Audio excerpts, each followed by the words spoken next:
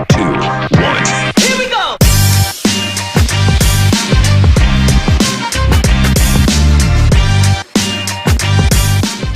E a palestra é sua. É com você, Gabriel. Pode compartilhar sua tela da sua palestra aí. Pode abrir ela. Aí, tá entrando.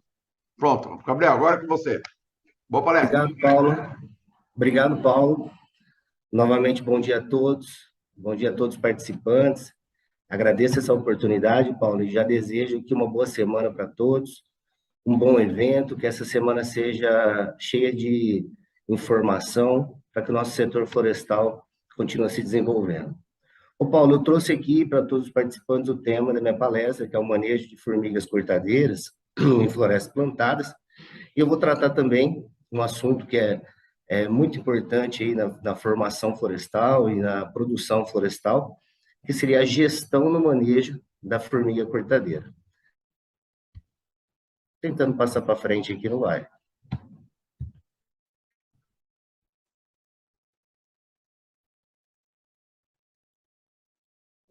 Então, antes de falar do assunto, eu queria falar um pouco da Unibras, que é uma empresa especialista no controle de formiga cortadeira. É uma empresa que está completando 50 anos nesse ano de 2022, e o foco dessa empresa, né, é garantir a qualidade do seu produto, o atendimento ao seu cliente e também uma parceria, né, e um comprometimento com o seu cliente. A Unibras esse ano está completando 50 anos, eu gostaria de passar um vídeo para vocês comemorativo. O Guilherme, faz o favor para a gente.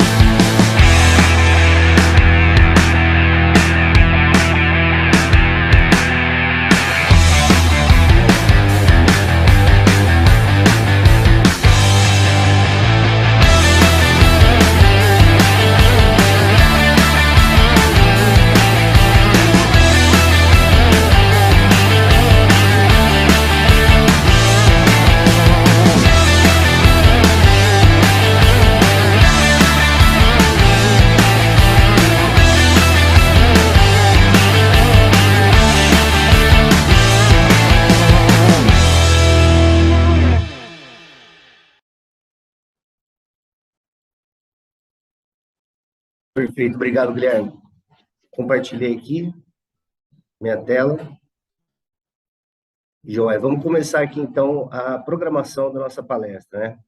Então, eu vou trazer aqui para vocês algumas informações sobre danos e prejuízos, né, da formiga cortadeira, a biologia da praga, o manejo da praga, e dentro desse manejo nós temos alguns pilares, que seria o diagnóstico, monitoramento, o planejamento, o controle, ou seja, aplicação e intervenção, e a gestão desse manejo.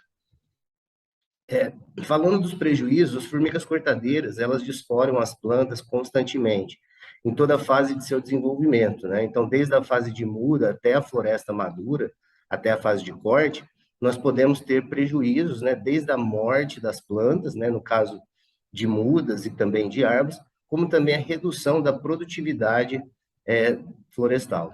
Então, nós temos aqui algumas fotos mostrando a desfolha inicial, né? Então, as formigas cortadeiras, elas têm preferência por brotações, folhas novas, né? Por isso atinge os ponteiros das plantas. Nós temos aqui árvores de eucalipto, árvores de pino sendo desfolhada inicialmente pelos ponteiros. Essa desfolha, ela pode se tornar uma desfolha total, né? Aumentando aí o prejuízo. E se a gente observar aqui, numa escala um pouco maior, nós temos aqui grandes reboleiras, né? Prejudicando a nossa produtividade florestal. Quando a gente fala de prejuízo, eu gosto de trazer esses dois trabalhos que estudaram o nível de dano econômico e correlacionando a área de formigueiro pela redução de produtividade. Então, esses autores identificaram que no bioma cerrado, né, a cada 2,76 metros quadrados de formigueiro, tem-se uma redução, né, de 0,68 a 3,26 no volume final de madeira produzida. Se a gente extrapolar isso para um entendimento mais fácil, a cada 10 metros quadrados de formigueiro, eu tenho uma redução de 2,5% a 11%, né, no volume de madeira. Já no bioma Mata Atlântica, outros autores já encontraram que a cada 10 metros quadrados, eu tenho uma redução aí de 1,3 metro cúbico de madeira. Esses últimos autores também identificaram que o prejuízo que a formiga pode causar é relacionado ao potencial produtivo da floresta, ou seja, quanto mais essa floresta poderia produzir, a formiga tem a capacidade de reduzir esse crescimento. Então, falando um pouco do manejo, antes da gente falar em manejo, a gente tem que entender essa praga. Então, quem são as formigas cortadeiras, né? É claro que todo mundo aqui conhece as formigas cortadeiras, mas existem algumas informações importantes para que a gente faça um manejo correto, que a gente crie estratégias aí eficientes. Então, quem são essas formigas cortadeiras? São insetos sociais, que vivem em colônias, né? E são cultivadoras de fungo. Então, aqui a gente tem uma foto de uma formiga rainha, né?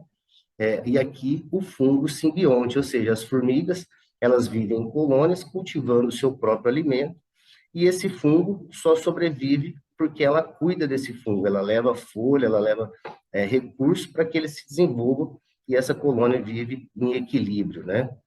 A distribuição das formigas cortadeiras aqui no globo, nós percebemos aqui nessa área em laranja, que ela é nativa aqui da região neotropical, né? Ocorre desde do sul aqui da Argentina até o sul dos Estados Unidos, e o Brasil, que é o maior país e o principal aqui dessa região, é o que mais sofre pelo impacto dessa praga. Então, muitos estudos são realizados buscando a máxima eficiência aí no manejo dessa praga. Primeiro, a gente tem que falar das espécies, né? Quais são as espécies de formigas cortadeiras que trazem prejuízo para a floresta plantada? Então, nós temos aqui os dois principais grupos, as saúvas e as quenquéns, né?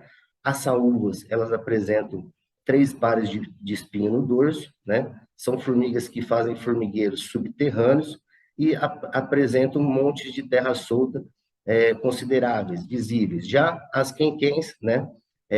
Do gênero Acromyrmex, ela possui de 4 a 5 pares de espinho no dorso, são formigas que formam formigueiros menores e muitas vezes de forma superficial. Eu vou mostrar aqui algumas imagens. Então, aqui eu tenho as duas principais saúvas que a gente encontra em floresta plantada, a saúva cabeça de vidro e saúva limão, né? A saúva cabeça de vidro forma um monte de terra solta que acaba tendo um crescimento na vertical maior, então formam barrancos mais altos. Já a saúva-limão formam formigueiros mais baixos, com a presença de mais olheiros distribuídos aí ao longo das suas colônias, né? Outra forma de identificar as espécies também é que a saúva-limão, o indivíduo, possui um cheiro, né, de limão, então a identificação é fácil, coletando o indivíduo e espremendo ele, a gente consegue visualizar, sentir um cheiro ali da essência de limão. Já a saúva cabeça de vidro, a gente consegue visualizar pelo próprio soldado da colônia, essa cabeça que parece que reflete como vidro, né? Já as quenquéns, né, as Acromyrmex, aqui eu trago um exemplo de quenquém de cisco, a gente tem aqui, a gente não percebe terra solta, ou seja, o ninho ele é cultivado de forma superficial e recoberto com resíduos da área, né? Existem enormidade de espécies de quenquém. Eu trouxe um exemplo aqui que também é muito encontrado em florestas plantadas. Então, como a base da alimentação das formigas cortadeiras são os fungos que elas cultivam, elas trabalham constantemente carregando folhas, né, de preferência folhas frescas, né, que faz com que o fungo se desenvolva e sirva de alimento para essa colônia. As formigas cortadeiras, pessoal, também tem uma organização social muito interessante, ou seja, cada indivíduo tem a sua função e vai desenvolver e desempenhar um trabalho. Então, nós temos dentro do formigueiro as castas que a gente chama de castas permanentes e as castas temporárias, né? As castas permanentes, a gente tem a rainha, né, que a gente chama também de tanajura, e suas operárias. Essas operárias são distribuídas em 3 grupos, né? Os soldados, que são as formigas maiores que fazem a defesa do formigueiro, as cortadeiras, também chamadas de generalistas, que vão fazer o transporte de folhas, né? A limpeza dos formigueiros, trabalham internamente e externamente, e as jardineiras, que são as formigas que ficam dentro do formigueiro, né? Preparando esse fungo e cuidando dos ovos e de gerações futuras. Nós temos aqui as castas temporárias, que são quem? São as formigas que vão fazer a reprodução do formigueiro. Então, nós estamos hoje no período de primavera, onde iniciaram-se as chuvas, e a gente começa a perceber a chegada de formigas de asa. Então, as fêmeas, que a gente chama de Saitana-jura, e os machos saem dos formigueiros maduros e vão começar novas colônias. Aqui eu tenho um esquema do ciclo biológico, né, da praga, ou seja, um formigueiro, quando adulto, ele já possui essa capacidade de reprodução, aonde os indivíduos Içá e Bitu vão realizar essa reprodução. Eles saem para uma revoada, onde eles têm o voo nupcial, e logo na sequência, o Bitu acaba morrendo e a formiga Içá, né, futura rainha, vai começar o seu formigueiro. Por que é importante a gente entender o ciclo biológico da praga? Para a gente criar estratégias de controle que sejam eficientes. Então, vamos dar um exemplo. Se eu tenho uma área com formigueiros, com formigueiros novos, ou seja, formigueiros que não atingiram a maturidade para reprodução, sempre que eu fizer o meu controle até esse período, eu vou evitar a reprodução dos formigueiros e o aumento da minha infestação. Outra estratégia importante é identificar o período de revoada, porque a gente sabe que após a revoada, os primeiros olheiros vão aparecer 90 dias após, né, essa revoada. Então, os controles realizados antes desse período de 90 dias não vão estar atingindo os novos formigueiros, somente os formigueiros já existentes na área. Então, o formigueiro inicia-se com um único olheiro, né, a gente pode olhar aqui nessa foto, e a partir dali ele começa o seu crescimento, primeiro em profundidade, depois liberando, abrindo novos olheiros. A gente chama esse processo de reinfestação. O que é isso? Mesmo a gente fazendo um bom manejo na área, reduzindo a infestação, a gente corre o risco de anualmente novos formigueiros reinfestar a nossa área, né? Até porque a gente tem, dentro das propriedades rurais, áreas de preservação permanente, onde não são realizados o manejo, vizinhos que nem sempre tem na cultura o manejo da formiga cortadeira, que vai estar reinfestando a nossa área. Aqui a gente chega no ponto-chave do controle de formiga. Porque quais são as estruturas do formigueiro? O que a gente enxerga no formigueiro para que a gente tome a melhor estratégia e providência? Então, a gente tem que entender o que é um formigueiro. Um formigueiro, esse desenho é um desenho clássico, e traz aqui para a gente que em cima do formigueiro, um monte de terra solta que a gente visualiza, nada mais é do que a terra retirada pela formiga para a construção das suas panelas ou câmeras de cultivos de fungo, né? E a gente tem também as estruturas dos olheiros, que vão estar em cima do monte de terra solta e ao redor desse monte de terra solta. Então, a gente tem dois nomes que a gente dá nas estruturas, né? Então, as formigas cortadeiras, como são muito organizadas, elas trabalham pelos olheiros de trabalho ou abastecimento, que é por onde ela vai levar as folhas, né? E elas retiram terra, retiram resíduo pelos olheiros de ventilação, né? Então, quando a gente vai fazer o manejo da formiga, a gente tem que levar em consideração esse monte de terra solta, porém a aplicação de formicida não é feita no monte, e sim nos olheiros de trabalho, para que a formiga carregue essa isca para dentro do formigueiro e contamine a colônia. Então, a gente tem aqui, então, uma foto de um salveiro, né? Essa é a principal estrutura que a gente usa para criar estratégia de manejo. Então, é muito importante a gente entender o que é um salveiro.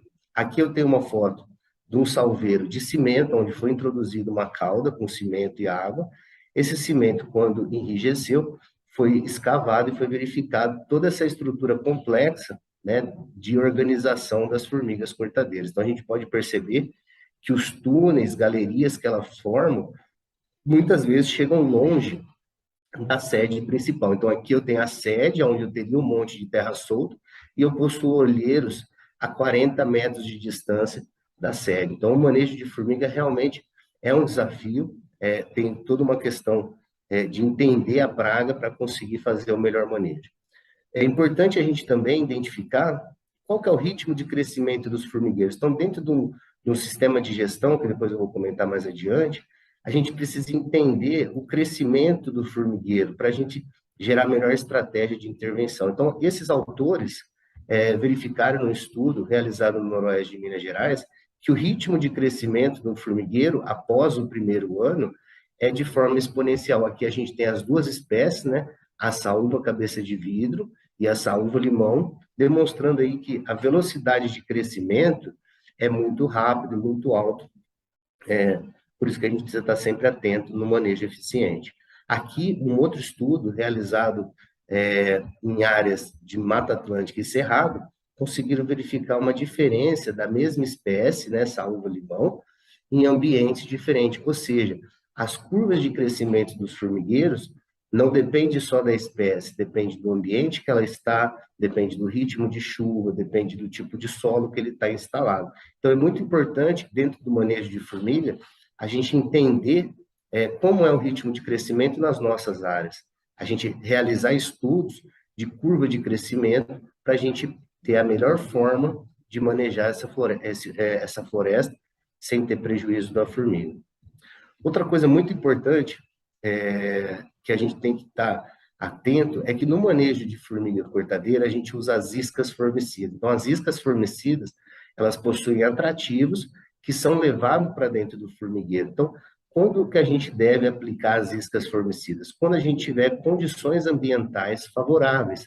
As formigas cortadeiras possuem uma relação muito forte com o ambiente. Então, a gente chama de padrão de forrageamento.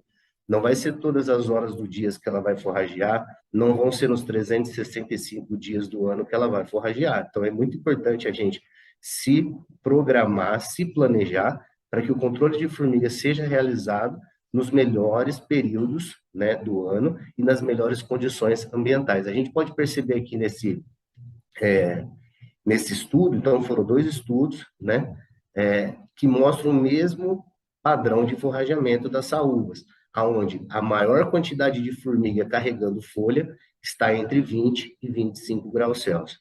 A umidade também vai influenciar nesse padrão de forrageamento, ou seja, se a gente tem uma área com pouca umidade, realmente a gente tem um padrão, né, de menos formiga trabalhando, levando folha. Quando a gente tem aqui uma umidade entre 50 e 60, a gente começa a ter um maior interesse e um maior forrageamento das formigas de folha, consequentemente de isca formicida também. Então, quais são os desafios, né, nesse manejo de formiga? Agora, partindo para o manejo. Primeiro, são insetos sociais, vivem em colônia muito bem organizada, e possuem uma associação com o fungo simbionte, ou seja, tem capacidade de armazenamento de alimento, tem capacidade de produzir o seu próprio alimento, que faz com que ela consiga ficar alguns períodos sem até mesmo carregar folha para dentro do formigueiro. As formigas possuem também um sistema de comunicação muito eficiente, né, que faz com que, assim que existe algum risco para o formigueiro, a comunicação entre elas é muito rápida e o formigueiro se fecha para que não seja contaminado. Isso já tem a ver com o seu sistema de nidificação, a sua formação de ninho. Então, ela tem uma excelência na nidificação e defesa dessa colônia, desse formigueiro. E, por fim, aqui, as formigas cortadeiras têm a capacidade de aprendizado e seleção de material, ou seja, elas selecionam o material que leva para o formigueiro e, se esse material traz algum prejuízo para a colônia, elas acabam aprendendo que aquele material pode trazer problema e elas deixam de carregar esse material para dentro do formigueiro. Aonde a gente vai chegar com isso? Que dentro desse manejo, né, usando iscas formicidas, é muito importante a gente acertar na dose do produto, acertar no dia de controle, para que a gente não gere essa capacidade de aprendizado, né? O que mais acontece quando a isca formicida não é aplicada da forma correta? A gente não tem o controle efetivo e tem um aprendizado sobre a isca formicida. Aqui dentro do manejo, então, eu tenho alguns pilares, né, e vou comentar eles de forma separada. A gente tem o diagnóstico, né, o planejamento, o controle e a gestão. No diagnóstico, como que a gente identifica que tem formiga cortadeira na área? A gente pode observar as plantas desfolhadas, né, a presença de folha picada e até mesmo a presença dos ninhos. Então, essa detecção visual de ausência e presença da praga. Ó, tem formiga naquela área. Agora, isso é suficiente? Não, a gente precisa fazer um estudo mais bem elaborado, uma amostragem eficiente, para a gente identificar qual que é o tamanho da minha população, qual que é a minha infestação, e aí sim gerar a minha estratégia de controle. Então, as amostragens, né, a gente tem diversas metodologias de amostragens, elas podem ser feitas de forma com pessoas, né, que vão estar lançando parcelas na área, transectos, identificando a infestação com base nos ninhos de área de terra solta.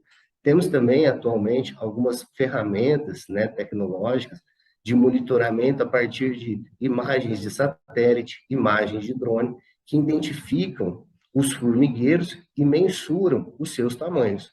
Então, a amostragem ela é muito importante para a tomada de decisão. Então, é muito importante que o esforço amostral retrate a realidade do talhão. Então, o que é um esforço amostral? Qual que vai ser a área que eu vou percorrer para eu ter a informação de infestação e depois traçar minha estratégia de controle, né? Então, baseado na infestação da praga, número de ninhos por hectare, metro quadrado de terra solta por hectare, eu tenho também ali a classe de tamanho dos meus formigueiros. A amostragem tem que trazer estudo.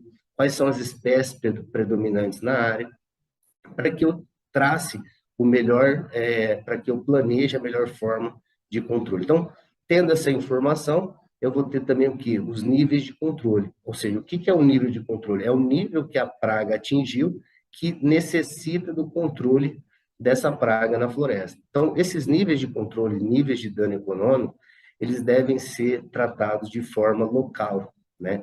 Ou seja, baseado na desfolha, baseado na presença da área de terra solta de formiga, eu vou definir os níveis de controle e os níveis de dano econômico que vai me direcionar aonde eu devo controlar, aonde eu posso manter, né, quando o nível da praga não atinge o nível de controle, eu consigo conviver com a praga sem fazer o controle por aquele momento. Por isso é importante a gente acompanhar essa amostragem ao longo do tempo, para que nos níveis de controle sejam estrategiados as nossas intervenções. Então, para a gente ter um bom planejamento, né, não é simplesmente, tem formiga ali, vamos lá controlar. Nós temos que avaliar os nossos recursos. Então, o que são essas avaliações de recursos? Qual que é a mão de obra que eu tenho disponível? Quais são as máquinas que eu tenho disponível? Eu tenho insumo suficiente? Então, dentro dessa avaliação de recursos, cada região, cada propriedade vai ter as suas particularidades. Outra questão importante das programações de controle é entender qual que é a área que vai ser controlada, qual que vai ser o período que eu vou realizar o controle dessas fazendas, desses talhões, tá? E aí definir os meus métodos de controle. A gente tem os métodos manuais, os métodos mecanizados. Então, baseado numa amostragem, na infestação, eu vou programar o meu controle. Outra coisa muito importante é eu ver como que tá as condições estruturais da minha frente de serviço, vamos dizer assim. A minha equipe está treinada, eu estou com equipamentos adequados, né? Os formigueiros estão em atividade, né? Quais são as condições ambientais que eu vou estar realizando esse controle? E, principalmente, planejar doses de isca formicida adequada, né? Então, a dose adequada, com uma equipe bem treinada, a gente consegue aí atingir o objetivo, né? Ainda sobre, agora partindo justamente para o controle, nós temos aqui é muito importante a gente avaliar a área antes da intervenção, né? Que fase florestal essa área se encontra? Como que é a infestação das plantas daninhas? Se o meu talhão está em condições de intervenção, se eu tenho condições de visualização dos formigueiros, se eu tenho condições de caminhar na área, e também avaliar a atividade dos formigueiros. Não é a primeira vez que eu estou tocando nesse assunto e é um dos mais importantes, pessoal. O controle de formiga com iscas formicidas precisa ter atividade dos formigueiros. Isso faz com que os formigueiros carreguem as iscas mais rapidamente para dentro do ninho e traga eficiência no controle. Então, se a gente tem essas avaliações, a gente definido o nosso método, a gente tem que ter equipes e operadores bem treinados. Então, aqui a gente tem foto da aplicação mecanizada realizada por um implemento, né? Implemento desenvolvido aqui na Unibras, Ataflex, é um implemento usado na aplicação mecanizada de isca formicida. Esses equipamentos estão aferidos, a equipe está ciente, está treinada, domina o manejo de formiga portadeira, isso é fundamental para a gente ter um bom controle. A escolha do produto também é muito importante. Então, nós estamos aqui falando da isca formicida Atamex, uma referência no setor de florestas plantadas, né? É uma isca formicida à base de sulfuramida, na concentração aí de 3 gramas para cada quilo de produto. Então, a escolha do produto também é fundamental na hora do manejo, né? A Atamex, inclusive, ela possui 2 formulações dos grânulos, né, que a gente chama de versão micro e versão super micro. Então, se eu estou num estágio inicial da floresta, onde os riscos de prejuízo pelas formigas quem-quem é grande, eu posso buscar a aplicação de uma isca super micro, que é uma isca mais atrativa para esse grupo de formigas do tipo quem-quem. Então, as versões de isca também podem influenciar na eficiência do meu controle, se eu entender a fase florestal que ele está, se eu entender a espécie predominante que eu tenho na área. Então, é muito importante, além dessas escolhas, é o quê? O transporte, o armazenamento desse produto, porque é um produto que possui um atrativo que precisa ser aceito pela formiga portadeira. Então, tanto no transporte quanto no armazenamento, a gente precisa ter os cuidados para a manutenção da atratividade. Tá joia? E, por fim, aqui, doses adequadas. Doses adequadas, novamente, é fundamental para a gente alcançar o objetivo e exterminar os formigueiros. Falando de gestão, né, Paulo? Então, tudo que a gente retratou até o momento, né, são ferramentas, né, e que a gente precisa estar ajustando para a gente ter a melhor eficiência. Dentro desse plano de manejo, dentro desse programa de manejo, a gestão, a gente tem ferramentas de gestão, que são softwares, né, que são desenvolvidos para que a gente tenha um registro, né, o histórico de intervenções na área e, consequentemente, nos gerando informação para que a gente consiga melhorias nesse desafio, oportunidades de ganho. Então, nessas ferramentas, a gente considera a previsão climática muito importante para a nossa tomada de decisão e escolha dos dias para o controle. Então, dentre as informações importantes para registro, nós temos aqui quem foram os responsáveis pelo controle, né, como essa equipe de aplicadores estava ou não estava treinada, qual foi a isca formicida utilizada, os equipamentos foram aferidos, né, tem informações de calibração dos equipamentos, tem informação da qualidade da aplicação, como foi feita essa aplicação, seguiu um procedimento, seguiu um protocolo, né, para que a dose aplicada seja correta. E as condições climáticas, né, do talhão que eu estou realizando o controle. Como que está a condição climática desse talhão no início do meu controle, no meio do dia, no final do dia. Isso, consequentemente, vai ter uma correlação direta com o forrageamento das formigas na área. E qual que é o principal objetivo de ter uma gestão eficiente? É ter resultados de eficiência, ou seja, mortalidade dos ninhos, redução da infestação e aumento da produtividade. Então, esse que é o objetivo do manejo de formiga, é aumentar a minha produtividade florestal, reduzindo a minha infestação e não tendo prejuízos causados. Então, para a gente fechar essa apresentação, quais são os 5 quesitos que uma boa gestão no manejo de formigas cortadeiras precisa? Primeiro, uma definição do nível de dano econômico e nível de controle.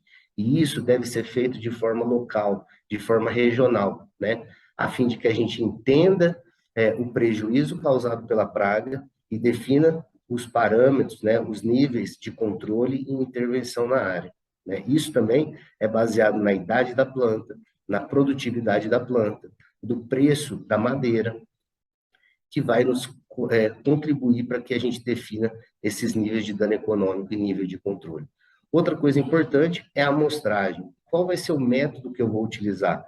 Qual que vai ser o esforço amostral que eu vou fazer em meus talhões? Isso é muito importante para representar a infestação correta na área, para que eu não tenha tomadas de decisão erradas, né? Então, um terceiro quesito aqui, planejamento. Qual produto que eu vou utilizar, né? Qual vai ser o método que eu vou estabelecer de controle e as doses adequadas. O quarto quesito é qual é o controle e aplicação. Qual período adequado? As equipes estão capacitadas? Eu estou com equipamentos adequados? Então, dentro do sistema de gestão, é muito importante eu ter essas informações e me planejar por um bom controle. E, por fim, o registro dessas aplicações. Registrar informações das condições da área, das condições da infestação e das condições ambientais, né? Bem como também entender se a estrutura de controle, né, seja equipamento, mão de obra, tratores, estão adequados para a realização daquela intervenção. Então, aqui algumas referências citadas aí ao longo da apresentação. Eu agradeço a oportunidade, Paulo, e fico à disposição aqui, tem o meu e-mail, né, se alguém quiser discutir um pouco mais sobre o que foi tratado na apresentação, a gente está à disposição. Obrigado. Deixa um pouquinho mais a tela aqui. Pode pôr de novo, o Guilherme, nosso diretor. Aí, tá aí o contato do Gabriel, @unibras.com.br, para você entrar em contato para mais informações. Obrigado, Guilherme.